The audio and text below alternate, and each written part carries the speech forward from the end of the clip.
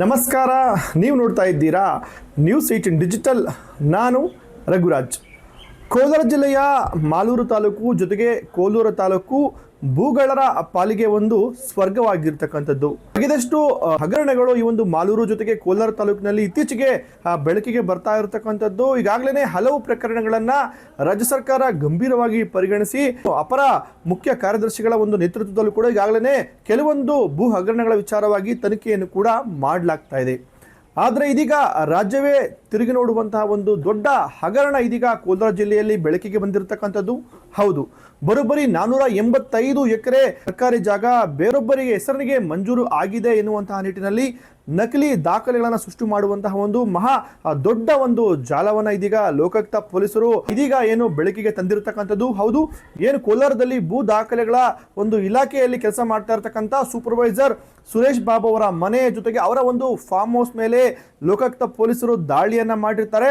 ತಹಶೀಲ್ದಾರ್ ಕಚೇರಿಗಳ ಒಂದು record room ಮೂಲ ಜೊತೆಗೆ ಭೂಮಿ ಸೆಕ್ಷನ್ ಅಲ್ಲಿ ಇರಬೇಕಾಗಿರ್ತಕ್ಕಂಥ ಮೂಲ ಕಡತಗಳು ಆ ಒಂದು ಫಾರ್ಮ್ ಹೌಸ್ ನಲ್ಲಿ ಜೊತೆಗೆ ಖಾಸಗಿ ಮನೆಗಳಲ್ಲಿ ಪತ್ತೆಯಾಗಿರತಕ್ಕಂಥದ್ದು. ಈ ನಿಟ್ಟಿನಲ್ಲಿ 2025 ಫೆಬ್ರವರಿ ತಿಂಗಳಲ್ಲಿ ಈ ಬಗ್ಗೆ ಲೋಕಾಯುಕ್ತ ಪೊಲೀಸರು ಒಂದು ಸುಮೋಟೋ ಕೇಸನ್ನ ದಾಖಲು ಮಾಡಿಕೊಂಡಿದ್ರು. ಆ ಒಂದು ಪ್ರಕರಣಕ್ಕೆ ಸಂಬಂಧಪಟ್ಟಂತೆ ಜಿಲ್ಲಾಡಳಿತಕ್ಕೂ ಕೂಡ ಈಗಾಗಲೇ ಲೋಕಾಯುಕ್ತ ಅಧಿಕಾರಿಗಳು ಚೀಮಾರಿಯನ್ನು ಕೂಡ ಹಾಕಿರ್ತಕ್ಕಂಥದ್ದು.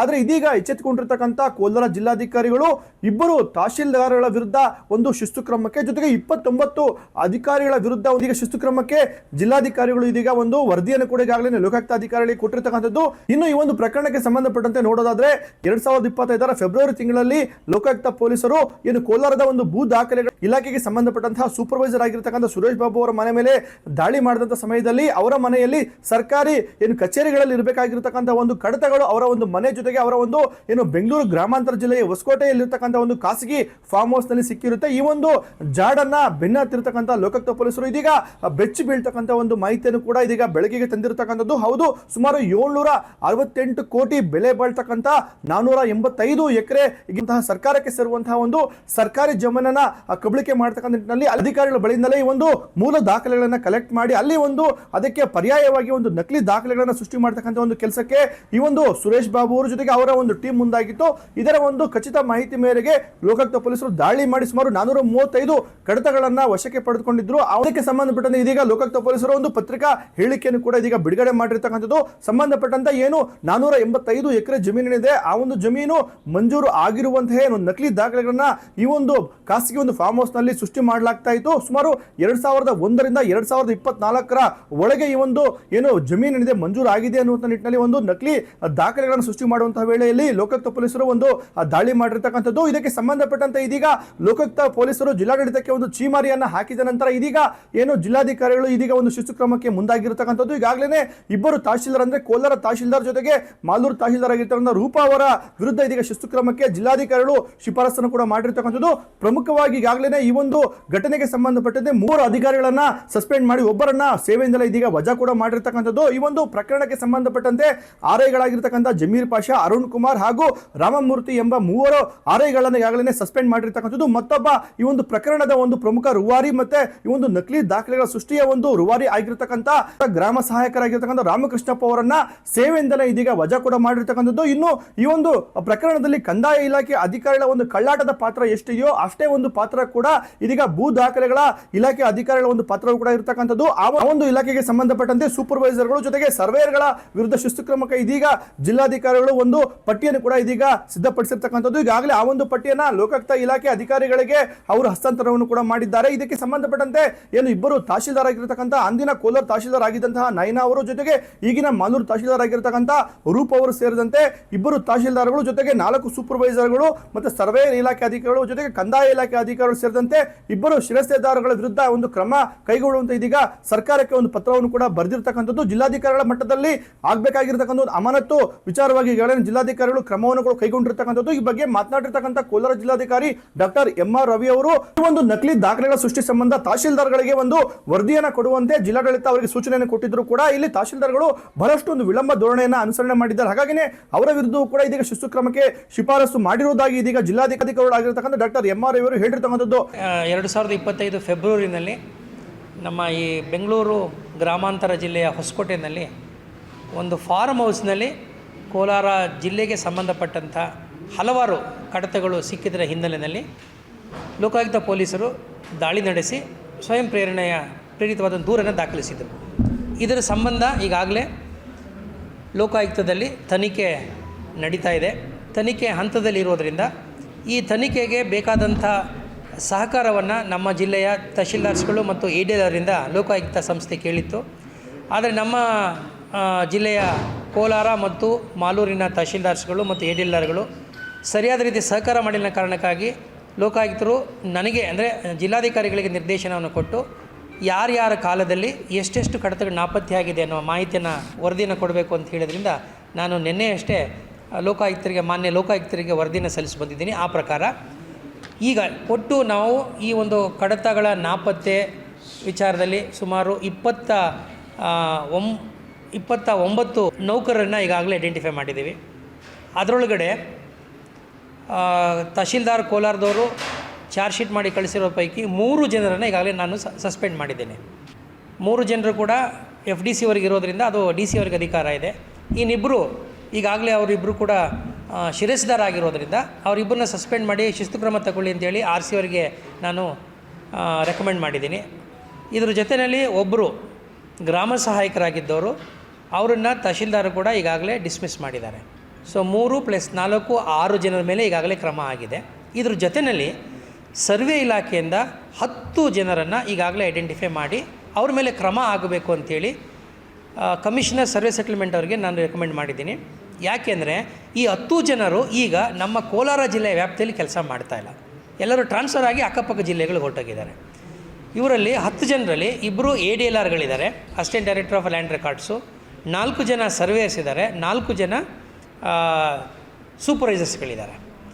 ಇದೆಲ್ಲ ಸೇರಿದ್ರೆ ನಿಮಗೆ 10 + 13 14 16 ಜನಕ್ಕೆ ಆಗುತ್ತೆ. ಇನ್ನೂ ಉಳಿದಂಥ 13 ಜನರ ಬಗ್ಗೆ ಮಾಹಿತಿಯ ಕೊರತೆ ಇದ್ದರಿಂದ ಸಮಯಾವಕಾಶ ಕೇಳಿದ್ದಾರೆ.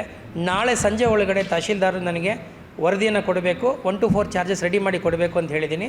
ಅವರು ಕೊಟ್ಟ ತಕ್ಷಣವೇ ನಾವು ಗುರುವಾರದೊಳಗಡೆ ಮತ್ತೊಂದು ಕಂತಿನ ವರದಿಯನ್ನು ಮಾನ್ಯ ಲೋಕಾಯುಕ್ತರಿಗೆ ಗುರುವಾರ ನಾನು ಸಲ್ಲಿಸ್ತಾ ಇದ್ದೀನಿ, ಅವರ ಮೇಲೆ ಶಿಸ್ತು ಕ್ರಮ ತೆಗೆದುಕೊಳ್ಳುವ ಸಲುವಾಗಿ. ಒಂದು ವಿಚಾರವಾಗಿ ಮಾತನಾಡಿರ್ತಕ್ಕಂಥ ರೈತ ಮುಖಂಡರು ಅಬ್ಣಿ ಶಿವಪ್ಪ ಅವರು ಬಹಳಷ್ಟು ಒಂದು ಆತಂಕವನ್ನ ಕೂಡ ವ್ಯಕ್ತಪಡಿಸಿದ್ದಾರೆ. ಕೋಲಾರ ಜೊತೆಗೆ ಮಾಲೂರು ತಾಲೂಕಿನಲ್ಲಿ ಭೂಮಿಗೆ ಒಂದು ಬಂಗಾರದ ಬೆಲೆ ಇರತಕ್ಕಂಥದ್ದು. ಇದೇ ನಿಟ್ಟಿನಲ್ಲಿ ಅಧಿಕಾರಿಗಳೇ ಒಂದು ಕಳ್ಳಾಟವನ್ನು ಇಲ್ಲಿ ಪ್ರದರ್ಶನ ಮಾಡಿ ನಕಲಿ ದಾಖಲೆಯನ್ನು ಸೃಷ್ಟಿ ಮಾಡಿ ಜಮೀನು ಮಂಜೂರಾದಂತೆ ಇದೀಗ ಏನು ಜಮೀನನ್ನ ಕೊಳ್ಳೆ ಹೊಡಿಯಕ್ಕೆ ಮುಂದಾಗಿದ್ರು. ಈ ಒಂದು ಕ್ರಮಕ್ಕೆ ಸಂಬಂಧಪಟ್ಟಂತೆ ಈ ಒಂದು ಪ್ರಕರಣದಲ್ಲಿ ಭಾಗಿಯಾಗಿರ್ತಕ್ಕಂಥ ಎಲ್ಲ ಅಧಿಕಾರಿಗಳ ವಿರುದ್ಧ ಸರ್ಕಾರ ಒಂದು ನಿರ್ದಾಕ್ಷಿಣ್ಯ ಕ್ರಮವನ್ನು ಕೈಗೊಳ್ಳಬೇಕು ಅಂತಕ್ಕಂಥ ಒಂದು ಆಗ್ರಹವನ್ನು ಕೂಡ ಮಾಡಿರ್ತಕ್ಕಂಥದ್ದು. ಏನು ಕೋಲಾರ ಮತ್ತು ಮಾಲೂರು ತಾಲೂಕಿಗೆ ಸಂಬಂಧಪಟ್ಟಂಗೆ ಲೋಕಾಯುಕ್ತವರು ಒಂದು ವರದಿ ಕೊಟ್ಟಿದ್ದಾರೆ. ಏನು ಕೋಲಾರ ಜಿಲ್ಲೆ ಮತ್ತು ಕೋಲಾರ ಜಿಲ್ಲೆಯಲ್ಲಿ ಮಾಲೂರು ಮತ್ತು ಕೋಲಾರ ತಾಲೂಕುಗಳಲ್ಲಿ ಭೂಮಿಗೆ ಬಂಗಾರದ ಬೆಲೆ ಇದೆ. ಅಂತಹ ಸಮಯದಲ್ಲಿ ಇವತ್ತು ಸುಮಾರು 500 ಚಿಲ್ಲರೆ ಎಕರೆ ಇವತ್ತು 775 ಕೋಟಿಗಿಂತೂ ಹೆಚ್ಚು ಬೆಲೆ ಬಾಳುವಂಥ ಭೂಮಿನ ಅಕ್ರಮವಾಗಿ ದಾಖಲೆಗಳು ಸೃಷ್ಟಿ ಮಾಡಿ ವರ್ಗಾವಣೆ ಮಾಡಿರುವಂಥದ್ದನ್ನು ಇಲ್ಲಿ ಲೋಕಾಯುಕ್ತವರು ಜಿಲ್ಲಾಧಿಕಾರಿಗಳಿಗೆ ಒಂದು ವರದಿ ಕೊಟ್ಟಿದ್ದಾರೆ. ಜಿಲ್ಲಾಧಿಕಾರಿಗಳು ಇದ್ರ ಮೇಲೆ ಕ್ರಮ ಜರುಗಿಸಿ ಅಂತೇಳಿ ವರದಿ ಕೊಟ್ಟರೂ ಸಹ ಇದುವರೆಗೂ ಸಹ ಯಾವುದೇ ರೀತಿಯಾದಂಥ ಜಿಲ್ಲಾಧಿಕಾರಿಗಳು ಕ್ರಮ ಜರುಗಿಸದೇ ಇರುವಂಥದ್ದನ್ನು ನಾವು ಕಾಣ್ತಾ ಇದ್ದೀವಿ. ಆದರೆ ಇವತ್ತು ಬಂದಂಥ ಅಧಿಕಾರಿಗಳು ಇವತ್ತು ಇಲ್ಲಿರುವಂಥ ಭೂಮಿ ಬೆಲೆ ನೋಡಿ ಅದರ ಒಂದು ಅಕ್ರಮವಾಗಿ ದಾಖಲೆಗಳು ಸೃಷ್ಟಿ ಮಾಡುವಂಥದ್ದು, ಅಕ್ರಮವಾಗಿ ಇವ್ರ ಜೊತೆ ಸೇರಿಕೊಂಡು ಯಾರು ದಳ್ಳಾಳಿಗಳ ಜೊತೆ ಸೇರಿಕೊಂಡು ಅಕ್ರಮವಾಗಿ ದಾಖಲೆ ಸೃಷ್ಟಿ ಮಾಡಿ ಮತ್ತೊಬ್ಬರಿಗೆ ವರ್ಗಾವಣೆ ಮಾಡುವಂಥದ್ದು ಇದು ಪದೇ ಪದೇ ನಮ್ಮ ಜಿಲ್ಲೆಯಲ್ಲಿ ನಮ್ಮ ಕೋಲಾರ ಮತ್ತು ಮಾಲೂರು ತಾಲೂಕುಗಳಲ್ಲಿ ನಡೀತಾನೆ ಇದೆ. ಅದು ಅಲ್ಲದೆ ಅತಿ ಹೆಚ್ಚು ಮಾಲೂರು ತಾಲೂಕಲ್ಲಿ ಇವತ್ತು ನಾವು ನಡೀತಾ ಇರೋವಂಥದ್ದನ್ನು ನಾವು ಕಾಣ್ತಾ ಇದ್ದೀವಿ. ಏನು ಇವತ್ತು ನಮ್ಮ ಭೂಮಿ ಇವತ್ತು ನಮ್ಮ ಲೋಕಾಯುಕ್ತವರು ವರದಿ ಈಗ ಕೊಟ್ಟಿದ್ದಾರೆ. ಈಗ ವರದಿ ಸಹ ಇವತ್ತು ಇಂಪ್ಲಿಮೆಂಟ್ ಮಾಡ್ತಾರೋ ಇಲ್ಲೋ ಅನ್ನೋದು ನಮಗೆ ಇವತ್ತು ಅನುಮಾನವಾಗಿ ಕಾಣ್ತಾ ಇದೆ.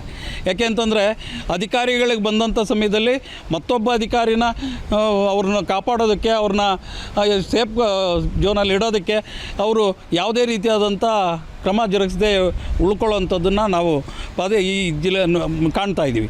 ಅದರಿಂದ ನಾವು ಏನು ಸರ್ಕಾರಕ್ಕೆ ಮತ್ತು ಜಿಲ್ಲಾಡಳಿತಕ್ಕೆ ಒತ್ತಾಯ ಮಾಡೋದೇನಂತಂದರೆ ಇದು 700ಕ್ಕೂ ಹೆಚ್ಚು ಕೋಟಿ ಬೆಲೆ ಬಾಳುವ ಭೂಮಿ ಆಗಿರೋದ್ರಿಂದ ಇದನ್ನು COD ಕೊಟ್ಟರೂ ಸಹ ಇದು ಕಡಿಮೆ ಆಗ್ತದೆ. ಯಾಕೆಂತಂದರೆ ಇದನ್ನು CBIಗೆ ವಹಿಸಿ ಇದನ್ನು ತನಿಖೆ ಮಾಡಿ ಇದರಲ್ಲಿ ಭಾಗವಹಿಸಿರುವಂಥ ದಳ್ಳಾಳಿಗಳಾಗಿರ್ಬೋದು ಮತ್ತು ಯಾರು ಇದರಲ್ಲಿ ಅಕ್ರಮವಾಗಿ ಪಾಲ್ದಾರರಾಗಿರ್ತಾರೆ, ಅಧಿಕಾರಿಗಳಾಗಿರ್ಬೋದು ಪಾಲ್ದಾರರಾಗಿರ್ತಾರೆ, ಅವ್ರನ್ನೆಲ್ಲರನ್ನೂ ಶಿಕ್ಷೆಗೆ ಒಳಪಡಿಸಬೇಕು ಅನ್ನೋದು ನಮ್ಮ ಒತ್ತಾಯ ಆಗಿದೆ ಸರ್. ಕೋಲಾರ ಜಿಲ್ಲೆಯ ಮಾಲೂರು ಮತ್ತು ಕೋಲಾರದಲ್ಲಿ ಈಗಾಗಲೇ ಭೂಮಿಗೆ ಒಂದು ಬಂಗಾರದ ಬೆಲೆ ಇರತಕ್ಕಂಥದ್ದು, 1 ಎಕರೆ ಜಮೀನಿಗೆ ಈಗಾಗಲೇ ಬೆಲೆ 5 ಕೋಟಿಗೂ ಕೂಡ ಹೆಚ್ಚಿರ್ತಕ್ಕಂಥದ್ದು. ಈ ನಿಟ್ಟಿನಲ್ಲಿ ಜಮೀನುಗಳನ್ನು ಕಬಳಿಕೆ ಮಾಡತಕ್ಕಂಥ ಒಂದು ಪ್ರಕರಣಗಳು ಇತ್ತೀಚೆಗೆ ಹೆಚ್ಚಾಗ್ತಾ ಇದೆ. ಸುಮಾರು 485 ಎಕರೆ ಸರ್ಕಾರಕ್ಕೆ ಸೇರುವಂತಹ ಒಂದು ಜಾಗವನ್ನ ಲಪ್ಟಾಯಿಸೋದಕ್ಕೆ ಇಲ್ಲಿ ಕಂದಾಯ ಇಲಾಖೆ ಅಧಿಕಾರಿಗಳು ಜೊತೆಗೆ ಸರ್ವೆ ಇಲಾಖೆ ಅಧಿಕಾರಿಗಳು ಶಾಮೀಲಾಗಿ ಈ ರೀತಿಯಾಗಿ ಒಂದು ನಕಲಿ ದಾಖಲೆಗಳನ್ನು ಸೃಷ್ಟಿ ಮಾಡಲಿಕ್ಕೆ ಮುಂದಾಗಿದ್ರು.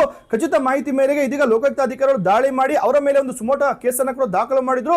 ಒಟ್ಟಾರೆಯಾಗಿ ಈ ಒಂದು ವಿಚಾರವಾಗಿ ಸುಮಾರು 768 ಕೋಟಿ ಬೆಲೆ ಬಾಳ್ತಕ್ಕಂಥ ಜಮೀನನ್ನ ಕಬಳಿಕೆ ಮಾಡೋದಕ್ಕೆ ಅಕ್ರಮವಾಗಿ ಮಂಜೂರಾದಂತೆ ಒಂದು ದಾಖಲೆಗಳನ್ನು ಕೂಡ ಸೃಷ್ಟಿ ಮಾಡುವಂತಹ ಒಂದು ಜಾಲ ಇದಾಗಿದೆ. ಈ ಒಂದು ಪ್ರಕರಣದಲ್ಲಿ ಭಾಗಿಯಾಗಿದ್ದಂತಹ ಎಲ್ಲ 29 ಅಧಿಕಾರಿಗಳ ವಿರುದ್ಧ ಇದೀಗ ಜಿಲ್ಲಾಧಿಕಾರಿಗಳು ದೋಷಾರೋಪಣಾ ಒಂದು ಪಟ್ಟಿಯನ್ನ ಈಗಾಗಲೇ ಮಾಹಿತಿಯನ್ನ ಲೋಕಾಯುಕ್ತ ಅಧಿಕಾರಿಗಳಿಗೆ ಕೊಟ್ಟಿರ್ತಕ್ಕಂಥದ್ದು. ಈ ಪ್ರಕರಣದ ವಿಚಾರಣೆಯನ್ನ ಆಗಸ್ಟ್ 8ರಂದು ಈಗಾಗಲೇ ಲೋಕಾಯುಕ್ತರು ನಿಗದಿ ಕೂಡ ಮಾಡಿರ್ತಕ್ಕಂಥದ್ದು. ಈ ನಿಟ್ಟಿನಲ್ಲಿ ಈ ಒಂದು ನಕಲಿ ದಾಖಲೆಗಳ ಒಂದು ಸೃಷ್ಟಿಯಲ್ಲಿ ಭಾಗಿಯಾಗಿರ್ತಕ್ಕಂಥ ಎಲ್ಲ ಅಧಿಕಾರಿಗಳನ್ನು ಕೂಡ ಸೇವೆಯಿಂದ ಅಮಾನತು ಮಾಡಬೇಕು ಅಂತಕ್ಕಂಥ ಒಂದು ಆಗ್ರಹವನ್ನ ಇದೀಗ ಸಾರ್ವಜನಿಕರು ಮಾಡ್ತಾ ಇರತಕ್ಕಂಥದ್ದು.